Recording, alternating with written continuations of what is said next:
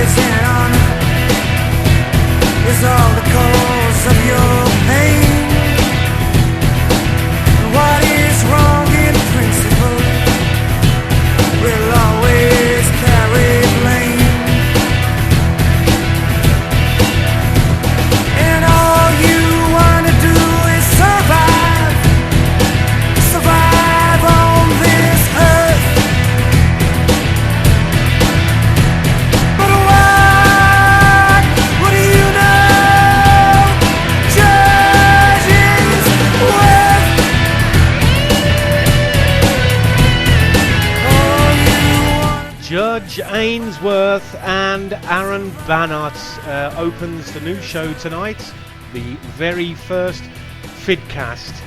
Great song, from a great artist there. Aaron is from Warsaw in the West Midlands, and he's kindly offered us the very first tune to be played on Fidcast, which is going to be a mixture of music and chat from your host, Bob Fidderman.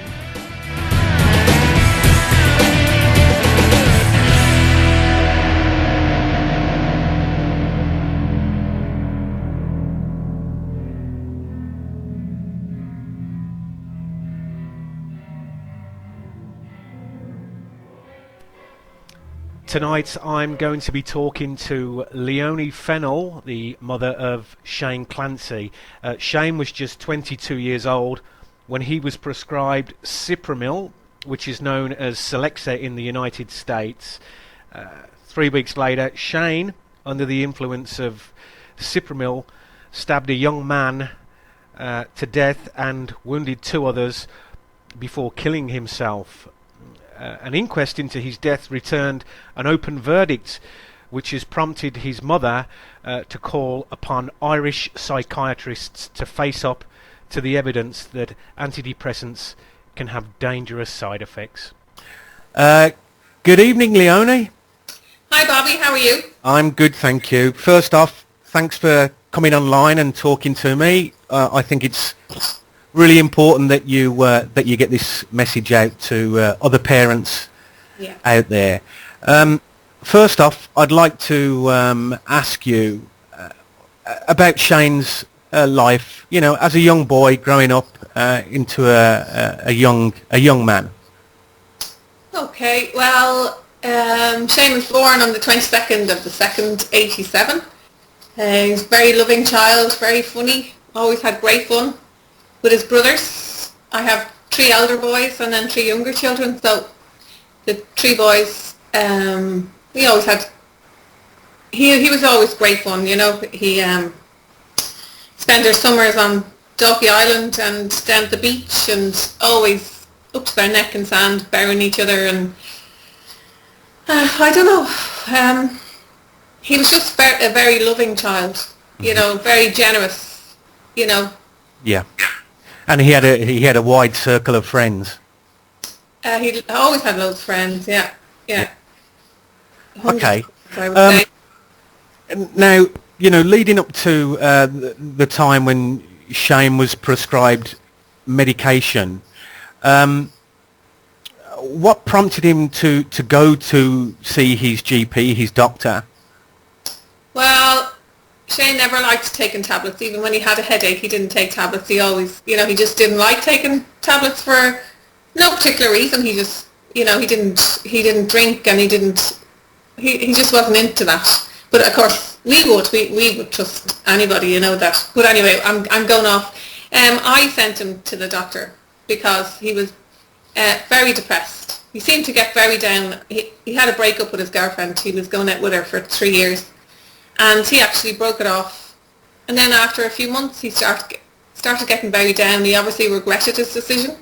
Mm-hmm. His girlfriend had moved on, and he hadn't. And he just got very down. Seemed to just come out of the blue. He rang me one night from his flat. He'd moved up to Dublin when he started in college. He went to Trinity. And he rang me one night, and he was crying down the phone, and it just seemed to come out of nowhere. We really didn't understand, you know. Mm-hmm. And that was about March, April. He died in August. But he was supposed to be going off in the summer. He'd just finished college for the year. He had another year left to. And he was going off with a charity organisation to Calcutta to, I don't know, help out there for 3 months. And he came in one day to me down here. We live in Wicklow. And he said that he's not going. And I said, what do you mean you're not going? He had all planned, and we had been to a pub quiz with him. You know, he was collecting money. Yeah. And we had done a bag pack with him, and he seemed to be in great form at the pub quiz, you know. Great form, had a great time.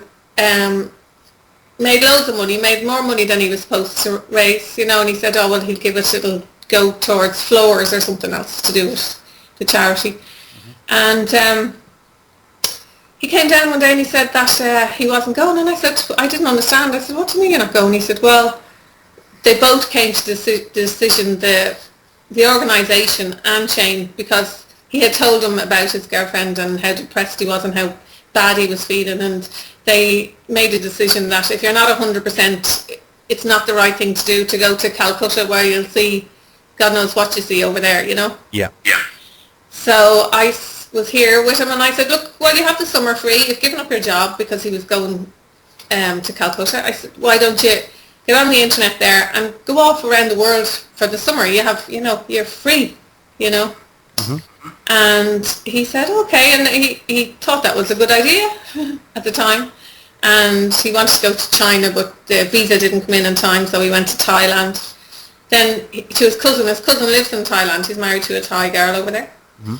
And he was over there, and he left early actually. He couldn't stick, he said there was a lot of stuff over there that he didn't like seeing, young kids and stuff, that he just couldn't cope with, And so he went to Australia, and he was supposed to meet up with some of his friends over there. He was only there for a few days, and he said, I have to come home, Yeah. So we said, if that's what you have to do, come home, we did say, why don't you try and stick it out, and, you get to meet lots of people, and no. So he flew to LA and then came home from there, and he was actually only gone for about 2 weeks, even though, he was supposed to be the whole summer. Yeah. So when they came back then, we were laughing. He was still able to laugh, funny enough. He was very down, and a broken heart, really, I would say, basically. And he was, he was able to laugh. We were jeering him, of course, Phineas Fogg around the world in 8 days, he thought this was hilarious, and we could still have fun. We always had fun. That's, he was such good crack. Even with his friends and stuff, they were worried about him. Some of them were more worried than others, but I knew it was Shane. I know Shane, and I know he could never hurt himself, because he was the biggest coward, when it came to hurting himself. Mm-hmm. A couple of weeks beforehand, Shane and his friends, I think there's about 5 of them, 4 girlfriends and Shane's, they decided to get this tiny little tattoo on their ankle, which was 2 dots and a smiley. It was a smiley face, not even the roundy bit around it. It was, just 2 dots and a smile. Yeah. And it was a Lithuanian guy, I think, that was doing it, and Shane screamed like a girl. He really could not. He didn't do pain at all. Okay. So I knew there's no way. Shane just couldn't hurt himself, and I knew how down he was, but I just knew. And at this point, he wasn't on the medication at this point? No, he wasn't. No. So he was still able to laugh and stuff, and I knew he was broken-hearted, and I brought him over to my brother, who lives across the way from us, a few miles away, because he was the only other person that I knew had a broken heart as badly as Shane looks like, with the tears coming down the face, and, I'd never seen anybody else except my brother, Rowan. So I brought him over, and we all went over, and he was talking to Rowan, and then Tony came home from work, and we all spoke to him, but I could see that it was, it was going in one way, in one ear and out the other, I think. He was listening, but it just wasn't sinking in, But Rowan was saying, it is going to get better. It is very hard, but you will get better. You'll get through this, Yeah, the old time is a great healer thing. We've all experienced it, haven't we? We've all been through, relationships, and, we've been upset and stuff like that. So, moving on now, at what point did you decide that Shane needed some help? Well, actually, that was Shane was actually on medication when I brought him over to Rowan's. That's why, I thought it was just going in one ear and out the other. He just wasn't taking anything in. I decided I had to go up and pick him up from Dalkey one day, where he lives. And sorry. That's okay. I picked him up about 12:30, I think it was. And I just said, Shane, when you go to the doctor, you have to, maybe you're depressed or something. Maybe it's not just a broken heart, Mm-hmm. And I thought that, antidepressants were like giving somebody a happy pill, but, so I made him go to the doctor. He didn't want to go. And I found this, it was a Saturday. He had gone home that night, and I rang him the next morning. I said, Shane, would you go to the doctor if I'm making an appointment? And he said, yeah, okay. Like, he wanted to get better, he wouldn't have taken them otherwise. But anyway, he went up to the doctor, and I could only find a doctor. It was a Saturday morning, and a lot of them don't open on a Saturday over here. A lot of doctor surgeries, Monday to Friday. Yeah. So I rang around a few and found one in Bray, which is near enough to where he lives. And I sent him up, and he met with a lady doctor who told him to go off, you don't have to be taking antidepressants, it doesn't always work for everybody. You can go off and exercise and eat properly, and get your endorphins going that way, and see what happens. So he did, in fairness, and I think she did the right thing as far as I'm concerned, Absolutely. And he went back about 9 days later. He wasn't getting any better, and there was nothing, he was still really down. And I sent him back up, and to the same place, but that woman wasn't there, so there was another guy there who owns the place. And he met with him, and Shane had told him, it's in his notes that Shane had told him he was having suicidal thoughts, Mm-hmm. And he sent him off with a prescription for a month's supply of tablets, which I have an issue with, because if somebody says they're suicidal, why would you give them a month's supply of any tablet, Yeah. This doesn't seems ridiculous, And That's common practice over here, I believe. What was the tablet? So the listeners know, what was the tablet called? It's a Talipram. It's actually Cipramil over here. It's Celexa in the States. Yeah, the brand name is it's made by Lundbeck in Denmark.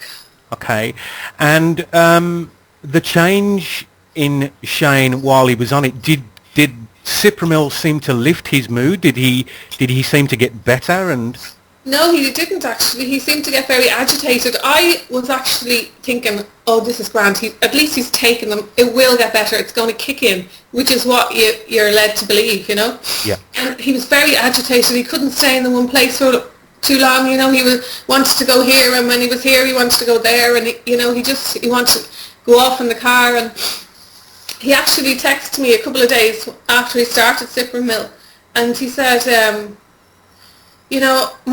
my mouth's all funny, my mouth feels funny, my tongue's all swollen, what's the number for that doctor in Bray? So I texted him the number, and he rang them. And in the information leaflet, which I know now, it says, if you're having any of these symptoms, and one of them is a swollen tongue, go straight back to your doctor. Mm-hmm. Well, he rang the doctor, and it was a different doctor he was talking to. The other doctor wasn't free or whatever. Mm-hmm. Which is another thing, because Shane's friends were with him 24/7. They were brilliant. And this is going off in a tangent, but Shane's friend was with him all that night, and he had rung the doctor, but he hadn't rung him back. And she came down to his flat the next morning, and she said, well, did that guy ring you back? And he said, no. Now, why would she lie, But anyway, it says he did. Maybe it was the next day or whatever. I don't know about that. But it says on Shane's records that the doctor spoke to him, and when he had given him the antidepressant, Shane had a sore throat. He always had, he used to get bad tonsils and stuff. So he said Calvapin, and when Shane rang, he just assumed that it was to do with the Calvapin, the swollen tongue. Yeah. So he just said, take another one and see how you get on, and if you have a problem, ring me, So what dose was Shane on? What dose did the doctor prescribe him? 20 milligrams. And that was after, how long was Shane with that doctor? That time that he went to the doctors and he sat down and he told him about, this and that, and he had suicidal thoughts. Do you know how long Shane actually spent with the doctor before he prescribed him Cipramil? Well, I wouldn't say it was very long because he rang me afterwards. So I couldn't tell you. I don't have the records, but I'd say he could have been in and out in 20 minutes. Yeah. Okay. But Go on, sorry. Well, he was only actually on Cipramil for 17 days when he died. He was after that. That's when he rang up about the swollen tongue. He took them for a couple more days. When he had been on them 5 days altogether. When he took the rest of the month's supply altogether. So he overdosed. Yeah. Okay, and what happened next? Did he go to hospital? No, he didn't. He rang me and he explained what had happened to his other friend. Tried to get him to go to the hospital. He wouldn't go.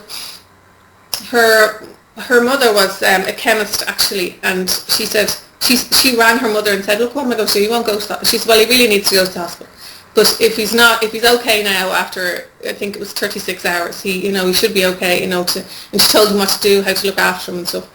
So I collected him actually. I went up and collected him, brought him down here, and he looks like somebody with Parkinson's disease. His mouth was, shaking, and his head was, he was jittery.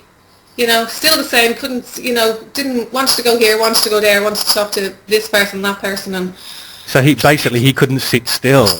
No, and he went upstairs to, and had a rest for a few hours, and I brought him down to have... I actually thought he was hungry. I know, I'm so stupid.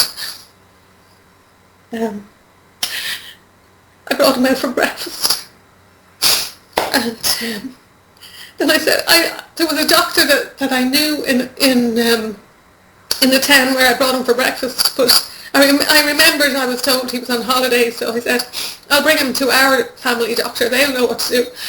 So I said, I brought him down to the doctor, but I didn't realise they weren't there and it was a locum doctor. And he came out and he had a prescription for Cipramil again. And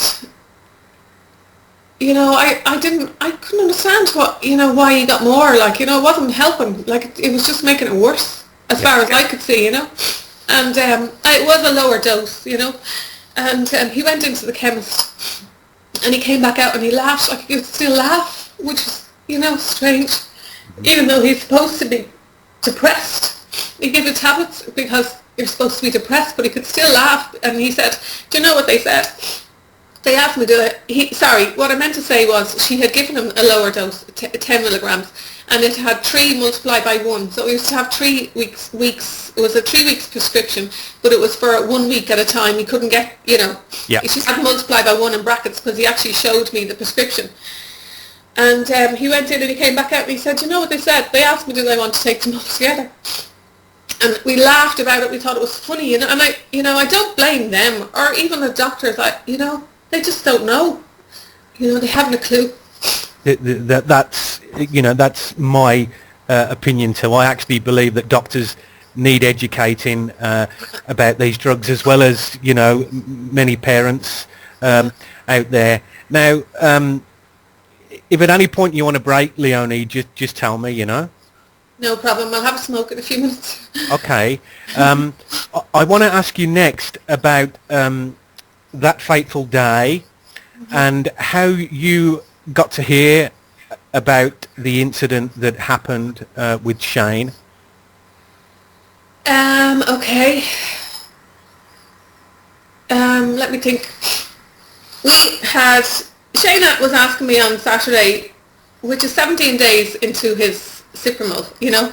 Shane had asked me, was I going to, it was our niece's 21st, which is Shane's cousin. And I had said no because Tony's relations were coming down that night, it was Saturday evening. So I texted him on Saturday night and he said he was going out. Now he didn't want to go out that night, so this was not premeditated, Yeah. He didn't want to go out, but his friend, they had mutual friends of the other family that were involved. So he wasn't going out, but anyway, his friends persuaded him to go out, so he said, okay, fair enough. I'm going off now, aren't I? Because that's okay. But how we found out was, sorry, I was telling you about Tony's family came down the night before, so we stayed up and we were chatting, having a laugh, having dinner and stuff, and we went to bed at all hours the next morning. Shane had texted me to say, sorry, that's what I was talking about. Shane texted me to say he was going out with his friends, like, and I said, grand, at least he's obviously getting better, he's able to go out and stuff. Mm-hmm. And because I had texted him, I was feeling so sorry for him, and I just texted him to tell him I loved him. And he texted me back to tell me he loved me too. And he was going out with his friends. He was in the pub with his two friends. And he didn't drink, but anyway. The next morning then, there was a knock on the door early. I'm not even sure what time. I couldn't tell you. It was 9 or 10 o'clock. And there was 3 detectives, standing there. And I didn't even think anything of it. It never occurred to me, that, when you see people with police knocking on the door, you think something bad happened. Yep. It never occurred to me. I said, yeah. They said, can we talk to you? I said, yeah, come on in. And they came in, and, you know that look that they have on their face? And I said, they were really nice, actually. But they said there's been an incident and there's somebody dead. And can you tell me where Shane is? And I said, I didn't understand. I said, he's at home. And they said, no, he's not at home. I'm useless now. I'm not going to be able to talk. So, he's not at home. And I said, well, and then they explained to me that there was somebody dead and it was Shane that had killed them. And I just thought they'd made a mistake. And I kept saying, are you sure you're talking about Shane? And they were sure. And I still, to this day think maybe there was something else involved, because it's just so ridiculous for Shane to ever hurt anybody. Mm-hmm. As far as I know, he's never even hit somebody in his whole life. But, sorry. They explained what happened, and I said, oh my God, And I said, look, if Shane did do that, he's not hiding. He's not gone on the boat to England. It's not Shane's. He will admit it. Yeah. I said, he's either they said his car is still there, and I said, will he be driving down here? Because that's the first place he'd go. And I said, look, he's either gone to the police station to say what he's done, or else he's driving down here. And they said, well, his car is still up there. And I said, well, then he's walking down here. And it's 30 miles away. But I know Shane, and I know, he would never do that. He would never, do something and try and get away with it. He was always so truthful, even when I didn't want him to be. And he told me the stuff he got up to. Yeah. But, that's how we found out. And, I asked him to get my brother-in-law down. He's a detective, because I was thinking, he's going to tell them, that's not Shane. Shane had stayed in their house a couple of days beforehand and was talking to my sister, and she was telling them, it's going to get better, blah, blah, blah. It's only a broken heart, people go through it all the time. And yeah. And I thought he was going to explain to us that, that this didn't really happen, But they didn't. Okay, so at this point Shane was missing. Yeah. They didn't realise he had... he killed that guy in his house, and he had gone out the back garden, and he was found behind bushes, but he had stabbed himself 19 times. This is my coward. Mm-hmm. Okay, at this point, I think we should take a break now, Leonie. After that. Go and have your seat. That interview, and I just sit there crying the whole time. Hey, this is real life, This is real life, and I'm really sorry that I'm causing you so much pain. I always worry, every time. No, that's fine. I like doing it because I want people to know, But yeah. I always think, before I do an interview, I always think, oh God, I feel okay today.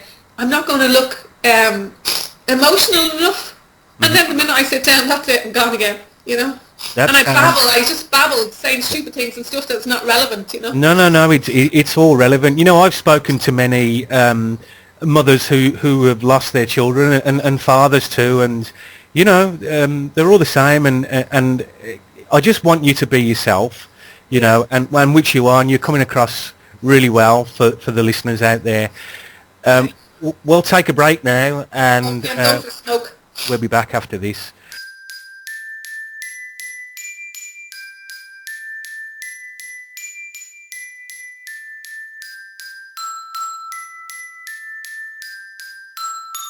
and my pals are dressed up. Everyone is looking smart. I got my River Island shoes on, and I really feel the part. I take a taxi down the local, I make a beeline for the bar, and I'm tipsy. So me and my pal jump on that karaoke. Karaoke. And I'm singing all my heart out, and I'm feeling like a star. Karaoke. Karaoke. And I'm singing all my heart out, and I'm feeling like a star. So we ain't the greatest singers, but in here everyone's the same. No egos and no divas, cigarettes and drinking games. Old ladies bout their hearts out, cause they think that name is fame. And they well up when they're singing, everyone says it's a shame. So when she's done standing ovate to take away the pain. She loves it Friday nights, going solo on the game. It's a little bit later, everyone is getting brave. War Hero sings Sinatra, done it my way, misbehave. Karaoke. Karaoke. And I'm singing all my heart out, and I'm feeling like a star. Karaoke. Karaoke. And I'm singing all my heart out, and I'm feeling like a star. So in walks Johnny Rasta, and the pop goes flipping mental, cause the way he sings Bob Marley, he don't need no instrumental. No woman, no cry, all the punters flash their lighters, and Johnny loves their ladies, he's a lover, not a fighter. So I'm hustling the barmaid, come on darling the song, cause last time you sung what, just Christmas, has it been that long? She hops over the bar, she knows I sort of fun, and the pop goes silent, Kings of Leon, everyone sang karaoke. Karaoke. And I'm singing all my heart out, and I'm feeling like a star. Karaoke. Karaoke. And I'm singing all my heart out, and I'm feeling like a star. On that karaoke. Are you the caller? Karaoke. You're next. I'm singing all my heart out, and I'm feeling like a star.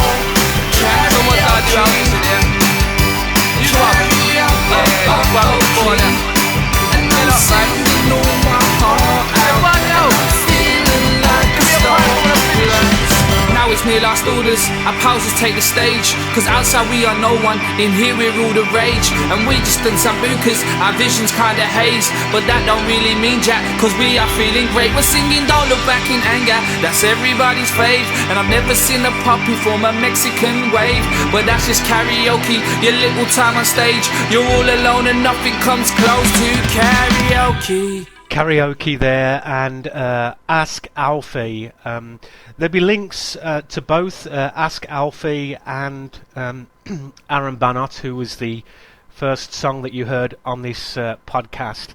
There'll be links on my blog to their relevant pages and information and stuff like that. I'd like to continue now with Leonie. So this is part 2 of the interview. Okay, Leonie, now I want to ask you about Shane's inquest. Could you just tell me a little bit about the whole process and what happened? Okay, well, I had been emailing Professor Healy, and I pestered him to see would he come, and speak, because when we found out all the information on the internet about antidepressants and what can happen, he was actually really good, and he did agree to speak at Shane's inquest. A couple of days beforehand, there had been a problem that the coroner had said that for some legal reason he wasn't going to allow him to speak. But eventually, anyway, he did. He was very good. He did allow Professor Healy to speak at the inquest, and he did a report for it. The jury were given, there was a jury, and they were given 2 verdicts, a suicide verdict and an open verdict. And they listened to Professor Healy. He spoke about, about what can happen with antidepressants, and, suicide and homicide can be a side effect to a small minority of people, and he believes that this is what happened with Shane. And the jury obviously listened to Professor Healy, and they rejected a suicide verdict, even with the facts of what Shane did to himself. And they returned an open verdict on account of the citalopram in the system. For the listeners, can you just explain what an open verdict is? Well, an open verdict is if they can't be sure that Shane went out with the intention of doing what he did because of the drugs in his system, the Cipramil in his system. Okay. You know?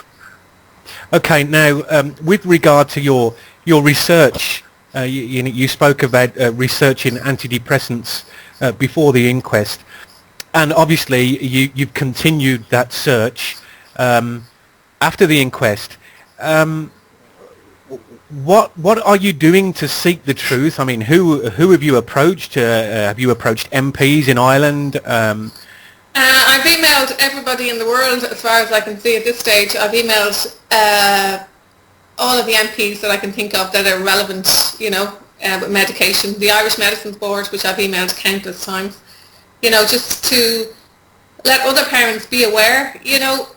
After the inquest, actually, the makers of Cipramil, Lundbeck, came out on RTE, which is Irish National Telly, with a statement to say that their medication could not cause what happened, And I just don't understand how they can write a letter to healthcare professionals in Canada and warn them of, self-harm and harm to others, which is just another way of saying suicide, homicide, associated with Cipramil, or Celexa as it's known in the States. Mm-hmm. And they can come out and totally deny it in Ireland. Like, are we made differently in Ireland than Canadians?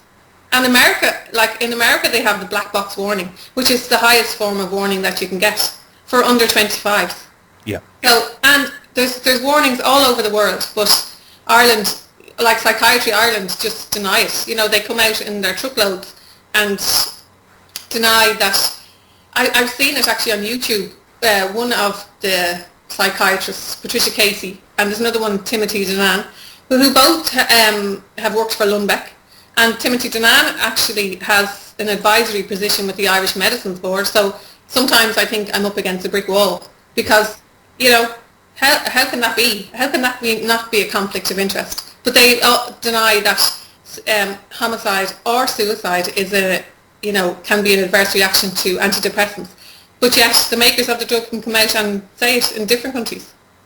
Now, also at the inquest, you spoke of Professor David Healy giving evidence. Didn't the late Michael McCorry also give evidence? Michael Corry, he was brilliant. Michael Corry, sorry. No, he didn't actually, not at Shane's inquest, because he had died at that stage. He actually died on the 22nd of February, which is Shane's birthday, which we thought was strange. Yep. But he was brilliant. He was the first one to bring it to our attention a couple of days after August the 16th, 2009, when this happened. He came out in the Irish papers to say that I would stake my reputation on the fact that Shane Clancy would not have done this if he wasn't on SSRIs, which is the make of antidepressants. And my sister has sent me the link, and I said, what? I actually thought, how can you blame the tablets? I hadn't got a clue. And then that's when we started our research. And he was amazing. He was such an amazing man, because it's so difficult to get someone to speak out in Ireland, And you contacted Michael? I went to meet him, myself and Tony went to meet him a couple of times. And then he came on the Late Late Show with us, which is the Irish television, which we did about 6 weeks after Shane died. It was October the 2nd, I think, which I have no problem with, because we did get some people saying we shouldn't have done it, because I want people to know. I don't want people to be as stupid as I was. If your kids are going on medication, it doesn't matter what it's for, whether it's for a sore foot or whatever. Google it first and see what are the possible side effects. It's very easy to find the side effects once you just put the name in and side effects. Yeah, this is what I kind of tell people when I write on the blog. I always kind of tell people, the disbelievers I call them, to actually Google the name of the drug and next to it add the word forum, because 9 times out of 10 you'll find that if you Google the word Cipramil, for example, you're taken straight to the Lundbeck's website, and you just read the information that they want you to know, and hide the information that they don't want you to know. But I think if you type the word forum in, you'll see patients that have struggled on this drug, and also SSRI stories. There's many incidents on there where people have struggled with this drug, and also committed suicide and homicidal acts. Well, I've spoken to a lot of people, who've had the same situation with this particular drug, along with all the other SSRIs as well. Now, it's out there. Oh yeah. Now tell me about your blog. You've started a blog up, and obviously this is to create awareness. What sort of feedback have you had?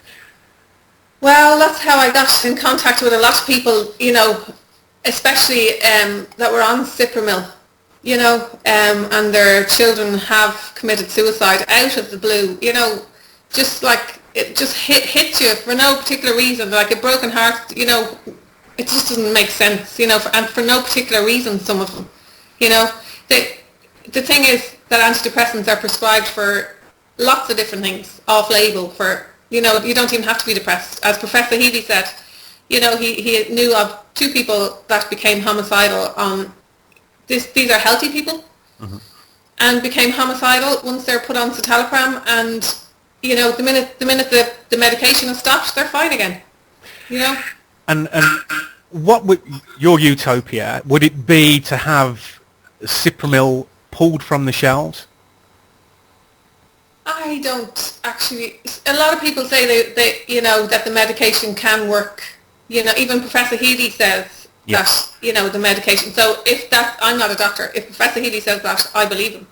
But in a small minority of people, it can have this effect. I just want the warnings out there. So people like me, people like Shane, when he did start to feel whatever way he was feeling that night, that he, if he's warned in the first place, he will think, well, maybe it's not me, maybe it's the medication, So it's informed consent, really. You want everything listed on that patient information leaflet. Sickness, diarrhea, dizziness, and stuff like that. They're basically at the top of all these SSRI patient information leaflets. If they was to put on there, these tablets could cause self-harm, homicidal thoughts, suicidal thoughts, do you think that would give a patient a better choice on whether or not he or she wants to take this particular antidepressant?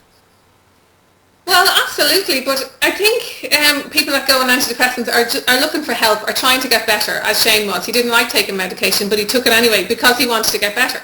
So I just think if he was warned, if there was a black box warning like they have in America, with the big black letters on the top saying that this can happen, at least he would have known, or he maybe would have known, or we might have known. I'm not saying that we would have read the leaflet. Does anybody read the leaflet? Well, this is true. When somebody is depressed, and kind of blurry and stuff, and those patient information leaflets are the font on them is very, very small anyway. And the fact that we're told that they're safe and effective, you tend to go with your doctor anyway. Well, I would always have believed that the doctor I would have taken anything. I wasn't like Shane. I would say, give it to me, whatever it is. But because I would always think, well, they're not going to give you anything that's going to kill you, I would always have, now I would not let any medication near my children unless I was desperate. Now, yourself, after the death of your son, you obviously fell into a state of mourning, a state of grieving and stuff like that, and as did the rest of your family. There was absolutely no way that you would turn to medication to help you through that. Absolutely not. It's funny. I think about him all the time, like 24 hours a day, and even when I'm asleep, And I sometimes think, which Tony says, my husband, you can't do that, and I would never touch a tablet. But I always wonder, like, what he felt. Would I take a couple of those tablets just to see what was in his head? Actually, that's another thing that Professor Healy says, that once somebody in your family has that kind of reaction to medication, the other people in your family are much more likely to have a reaction as well. Now, Leonie, Patricia Casey, who is one of the leading psychiatrists in Ireland and also has ties to the Cipramil manufacturer Lundbeck, didn't she speak at Shane's inquest? Well, she didn't actually speak. She was at Shane's inquest, and they came out and made a statement after Shane's inquest saying they had an issue that they weren't allowed to speak. But the coroner was actually really good. He allowed Professor Healy, who was the medical expert at Shane's inquest, and explained the situation about antidepressants and what can happen. But the coroner said that anybody, the jury, lay people, whoever wanted to ask questions could ask questions. But nobody asked a question. He was allowed to speak, he spoke for a long time and he explained, and he sat down, and it wasn't until the inquest was actually over, it was all done and dusted, that Psychiatry Ireland, Patricia Casey, stood up and wanted to make, her point. But at this stage it was all over, so he didn't allow it under whatever. But that was the reason then they came out to say they had an issue that they weren't allowed to speak, but they were allowed to speak. They just didn't take the opportunity when it arose. Mm-hmm. Okay, I'd really like to thank you, Leonie, for being so open with me and for getting this message out, because there's going to be a lot of parents listening to this. Finally, what message would you give to parents out there whose children are depressed and are offered prescription medication, Cipramil or any of the other SSRIs? What advice would you give to those people? I would just tell them to be aware of what can happen. If you go on the internet and look at what Professor Healy has to say, or Peter Bregan, or Anne Blake Tracy, or yourself, anybody, just be informed first of all what can happen. Try and do some therapy first, or try anything else before you try antidepressants, because this happened to Shane. If it happened to Shane, it can happen to anyone. He was one of the best, the nicest, kindest guy you could meet. He didn't have any issues. He was so comfortable in his own skin. He had so many friends. He was in college. He was, if it could happen to Shane, it can happen to anyone. That's all I'd like to say. Thanks a lot. You've been an absolute diamond, and thank you very much for opening up to me. You're welcome, Bobby. Thank you. Leonie Fennell there, speaking openly about the death of her son.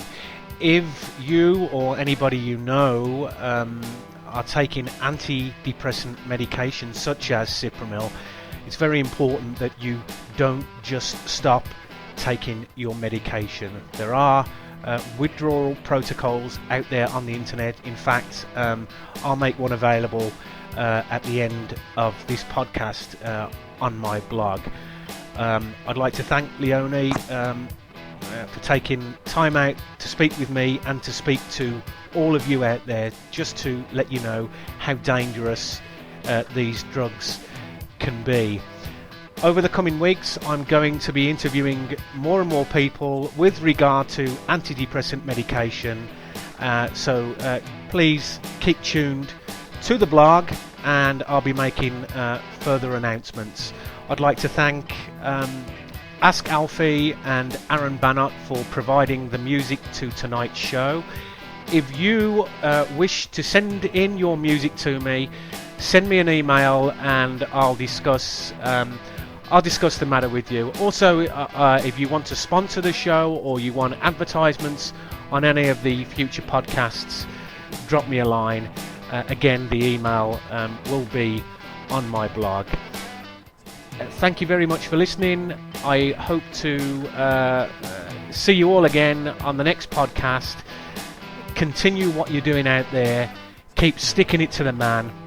Love and peace to you all. See you soon.